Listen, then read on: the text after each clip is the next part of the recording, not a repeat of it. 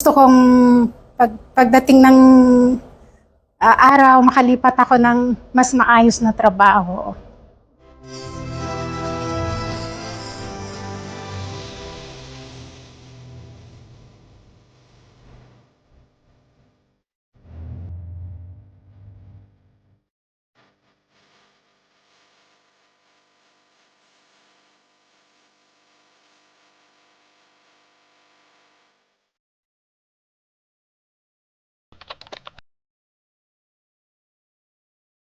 Good afternoon po, nasa lahat. Magpapakilala po ako sa inyong lahat.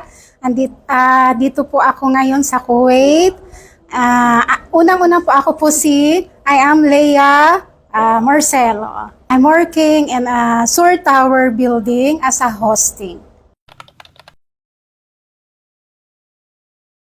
Nag-abroad po ako for my future, my family, and of course gusto ko rin pong matupad yung mga pangarap ng iba ko pang mga relatives at saka para rin po sa akin. Mahirap po, masaya, malungkot, mixed emotion syempre. Nung una, 2019, gusto ko na talagang mag-aral dito sa EXA. Kaya lang busy ako kasi before, I'm 20 visa. But nung nagkaroon ako ng pagkakataon na matransfer sa 18, so itinuloy ko na mag-enroll dito sa EXA. Kasi gusto kong pagdating ng araw, makalipat ako ng mas maayos na trabaho.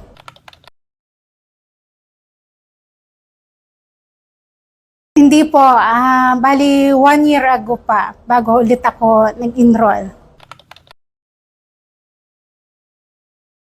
Lagi po kasi ako nanonood ng newsfeed sa Facebook ko, tapos everyday, nakikita ko siya, tapos naiingit ako sa mga kapwa ko OFW na nag-aaral sila kahit na busy sa trabaho. So yun ang nag-udyok sa akin para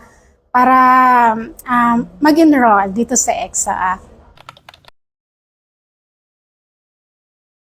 Oh, masaya, pero mahirap, madali na mahirap, tapos masaya din, tapos kahit na medyo busy din ako sa work, talagang pinupursigi ko siya, and then para lang may matutunan ako, as in wala talaga akong kaalam-alam sa computer nung una.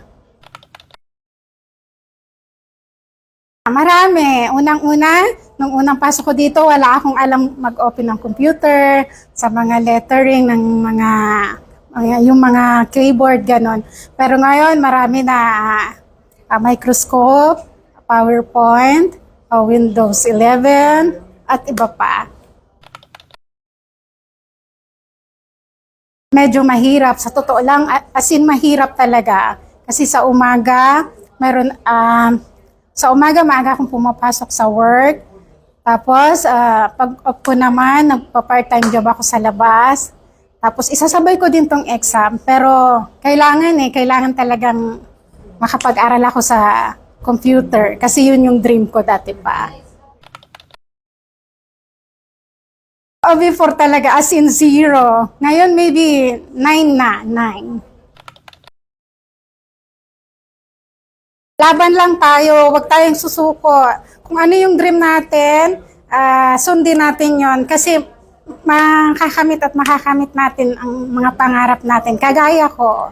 Gusto ko pong magpasalamat sa aking mga naging instructor na sila Miss Ariswana Khan, Miss Susan, and Sir RJ. Maraming salamat po sa inyong lahat. Kung hindi po sa inyo, hindi ako matututo. Kaya thank you so much po and God bless us. And lastly, gusto ko pong magpasalamat sa mga tumulong sa akin para matuto sa computer. Sa teacher ko po na si Miss Ariswana Khan, si Miss Lindy, si Miss Rachel, si Miss Rika. Thank you so much po sa inyong lahat. ICSA is your partner in success.